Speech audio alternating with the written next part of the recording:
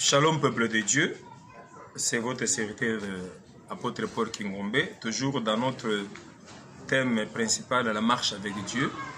Nous avons dit la fois passée que dans la marche avec Dieu, il y a des domaines dans lesquels nous grandissons avec le Seigneur.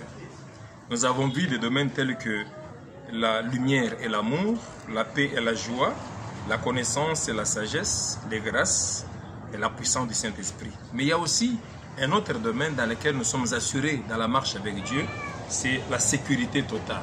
Comme le dit Jean chapitre 10, verset 28, je lis, « Je leur donne la vie éternelle et elles ne périront jamais et personne ne les ravira de ma main. » Dans la marche avec Dieu, on est rassuré qu'on est dans la main de Dieu et personne ne peut nous ravir. Ça, c'est la sécurité totale, c'est la sécurité éternelle.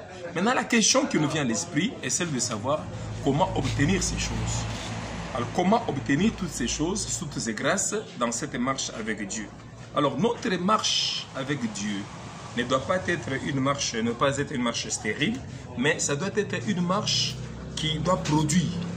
Alors, si les enfants d'Israël sont sortis en Égypte, c'était pour aller servir Dieu. Ils ne sont pas sortis à l'Égypte pour aller faire du tourisme. Moïse disait à Pharaon que faites sortir mon peuple, faites sortir le peuple de Dieu pour qu'il aille rendre service, pour qu'il aille servir le Seigneur au désert. Donc dans la marche, notre marche avec le Seigneur, ce n'est pas une marche stérile, mais c'est une marche où nous allons servir Dieu. Nous devons produire dans cette marche. Aucun enfant de Dieu ne peut dire qu'il marche avec Dieu, mais ne produit pas les fruits. Et ça, c'est très important. Chaque enfant de Dieu, quand il vient à l'église, il doit s'attendre à produire les fruits. C'est comme la Bible dit, et le Seigneur a planté une vigne, mais cette vigne, il espère chaque année récolter les fruits de la vigne. Dieu espère chaque fois récolter les fruits de la marche que nous menons avec lui. Donc, ce ne peut pas être une marche stérile. Ok. Les sacrifices d'agneaux que les enfants d'Israël ont fait en Égypte, c'était pour se dégager des impuretés de l'Égypte. Donc, pour marcher et produire, il y a des préalables qu'il faut accomplir avec le Seigneur. Les enfants d'Israël, eux, ils ont fait des sacrifices d'agneaux afin de se purifier de toutes les impuretés qu'ils avaient eues en Égypte. Alors, lorsqu'on est appelé par le Seigneur, lorsqu'on est appelé par Dieu, on doit commencer par la cure d'âme. Beaucoup d'enfants de Dieu ne sont pas passés par la cure d'âme. La cure d'âme, pour se purifier et pour être pardonné de toutes les mauvaises choses que nous avons commises quand nous étions dans le monde, non pas avec le Seigneur. Donc, quand nous n'avions pas encore Dieu, les mauvaises choses que nous avons commises dans le monde, nous devons nous dégager de ça. Nous devons nous purifier de ça. Alors, Moïse, appelé par Dieu, nous prenons l'exemple de Moïse. Quand Moïse a été appelé par Dieu, il a dû ôter ses sandales à la montagne d'Horeb. Dieu lui a dit, ôte tes sandales parce que le lieu où tu te tiens est un lieu saint. Donc, les sandales sont le synonyme de sa marche mauvaise qu'il avait en Égypte. Donc, avant que Dieu puisse l'utiliser, Dieu a commencé par dire à Moïse qu'il puisse enlever ses sandales, qu'il puisse se purifier. C'est pour cela que nous, aujourd'hui, dans notre marche avec Dieu, nous devons commencer par la cure d'âme. Donc, il s'était mal comporté en Égypte. Dieu ne pouvait pas l'utiliser comme ça. Tu ne peux pas venir à l'église aujourd'hui, tu n'es pas pardonné de tes anciens péchés, tu n'es pas encore passé par la cure d'âme, directement tu te dis, je deviens pasteur. Non, il faut commencer par se purifier, il faut commencer par la cure d'âme. Prenons l'exemple de Josué. Josué était un serviteur de Moïse avant d'être serviteur de Dieu. Quand Moïse est mort, Dieu a appelé Josué. Lisons dans Josué au chapitre 8, versets 1 à 8, le Seigneur dit ceci. Josué chapitre 1 plutôt, verset 1 à 8, nous allons lire, quand Dieu a appelé maintenant Josué à succéder à Moïse pour qu'il continue la marche avec lui. Il est écrit ici, lisons, après la mort de Moïse, Josué chapitre 1 verset 1 à 8. Après la mort de Moïse, serviteur de l'Éternel, l'Éternel dit à Josué, fils de Nun, serviteur de Moïse, Moïse, mon serviteur, est mort. Alors, Moïse, mon serviteur est mort. Maintenant, lève-toi, passe ce Jourdain, toi et tout ce peuple, pour entrer dans le pays que je donne aux enfants d'Israël. Tout lieu que foulera la plante de votre pied, je vous le donne comme je l'ai dit à Moïse. Vous aurez pour territoire depuis le désert et le Liban, jusqu'au grand fleuve, le fleuve de l'Euphrate, tout le pays des Hétiens et jusqu'à la grande mer vers le soleil couchant. Nul ne tiendra devant toi tant que tu vivras. Je serai avec toi comme j'ai été avec Moïse. Je ne te délaisserai point, je ne t'abandonnerai point. fortifie-toi et prends courage, car c'est toi qui mettras ce peuple en possession du pays que j'ai juré à leur père de leur donner. Fortifie-toi seulement et aie bon courage, en agissant fidèlement selon toute la loi que Moïse, mon serviteur, t'a prescrite. Ne t'en détourne ni à droite ni à gauche, afin de réussir dans tout ce que tu entreprendras. Que ce livre de la loi ne soit un point de ta bouche, médite-le jour et nuit, pour agir fidèlement selon tout ce qui est écrit, car c'est alors que tu auras du succès dans tes entreprises, c'est alors que tu réussiras. Nous allons relever 4 points ici. Le premier point, en appelant Josué, le serviteur, le Seigneur révèle d'abord sa mission. Donc quand vous voulez marcher avec Dieu, non à part le fait que vous devez passer par la cure d'âme, Dieu doit vous parler clairement. Comme je l'ai dit les 2 fois précédentes, je l'ai dit que quand vous voulez marcher avec Dieu, vous devez vous convenir de la manière dont vous allez marcher avec lui. Dieu, on ne marche pas avec lui n'importe comment. Je crois dans la première émission, je vous ai dit que ça n'a pas pu marcher avec Israël et les Ramassis qui ont suivi Israël, simplement parce que à la montagne de Sinaï, quand Dieu est descendu pour dicter maintenant sa loi, pour donner ses principes, beaucoup d'enfants d'Israël n'ont pas pu. La même chose et l'Église aujourd'hui, nous échouons à la Pentecôte. L'Église de Dieu, l'homme de Dieu, l'enfant de Dieu, pour bien marcher avec Dieu, il doit marcher avec les principes, les directives du Saint-Esprit.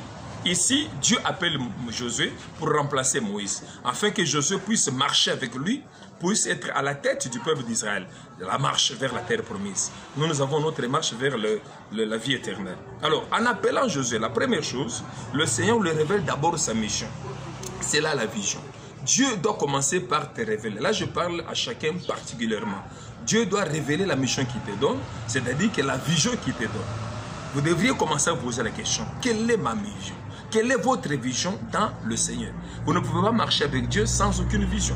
Il faut avoir la vision, c'est après qu'on aura la provision. Je ne suis pas là-bas, mais je suis en train de vous montrer comment est-ce qu'il faut réussir la marche avec Dieu et obtenir toutes les grâces que Dieu promet dans la marche avec lui. Deuxième chose, Dieu a révélé la caractéristique et la capacité de la mission. Il dit à Josué, tout au plan de pied que vous foulerez, vous sera accordé. Donc quand Dieu veut marcher avec vous, quand Dieu vous confie une mission, vous devez avoir le cachet, vous devez avoir la caractéristique de cette mission-là et la capacité. Donc on ne travaille pas avec Dieu n'importe quoi. Troisième point, c'est la recommandation par rapport à cela. Il a dit, suivre les enseignements que Moïse t'a prescrits et il faut te fortifier. Quatrièmement, méditer le livre de la loi chaque jour. C'est alors que tu réussiras dans toutes tes entreprises et tu auras du succès. Qu'est-ce que je veux dire par là? Beaucoup de serviteurs de Dieu aujourd'hui, ils préfèrent avoir du succès et non pas de la réussite. Nous l'avons toujours dit, il faut plus avoir de la réussite et le succès viendra après. Quand vous cherchez le succès en disant que je veux que je sois connu, je veux que je sois ceci, alors que vous manquez de la réussite. Pour réussir, il faut respecter les recommandations du Saint-Esprit dans votre ministère, dans votre vie chrétienne. C'est alors que tu auras du succès. Tu réussiras dans ce que tu entreprendras et le succès viendra après. Donc le succès ne peut pas venir avant la réussite. Vous devez d'abord réussir votre marche avec Dieu et Dieu vous comblera du succès dans cette marche. Alors, après la cure d'âme, il faut passer par les affermissements. Tout chrétien qui vient au Seigneur, d'abord, il commence par la cure d'âme. Après la cure d'âme, il faut passer par les affermissements. C'est par là qu'on doit apprendre à lire la Bible, qu'on doit apprendre à la connaître, qu'on doit apprendre les versets bibliques, qu'on doit apprendre les passages bibliques, etc. Et c'est par là qu'on doit connaître la volonté de Dieu. Donc, quand vous marchez avec Dieu, vous devez être révélé de sa volonté. La volonté de Dieu par la parole. Les affermissements sont très importants dans la vie d'un chrétien pour que vous puissiez bien évoluer. Donc, troisièmement, nous devons nous assurer que Dieu lui-même est acteur. Quand tu marches avec Dieu, bien-aimé, rassure-toi que dans ce ministère, rassure-toi que dans ma vie chrétienne, Dieu est acteur avec moi. Tu ne peux pas marcher comme ça sans être sûr que tu es avec Dieu, avec toi. Lisons Exode, l'exemple de Moïse. Moïse, dans Exode 33, Il voulait se rassurer que Dieu marche lui-même avec lui. Si Dieu ne marchait pas avec lui, c'était inutile de continuer à marcher. Hein? Dieu dit à Moïse de conduire le peuple jusqu'à cette destination. Mais Moïse plutôt, a demandé à Dieu des assurances.